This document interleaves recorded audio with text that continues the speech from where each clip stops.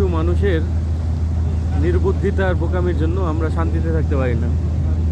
এই পর্যন্ত ধোঁয়াটা চলে আসতেছে, হ্যাঁ, অথচ এই জাহাজে সিগারেট খাওয়াটা নিষিদ্ধ। এনে কত বাচ্চা আছে, কত মহিলা আছে, কত অধূমপায়ী আছে, সবার কষ্ট হয়। এটা তো বুঝলোই না। ইভেন এই জাহাজের ভিতর ঘোষণা করে দেওয়া হলো যে এটা ধূমপান মুক্ত জাহাজ, তারপরে নিষেধ করলাম তাও শুনলো না।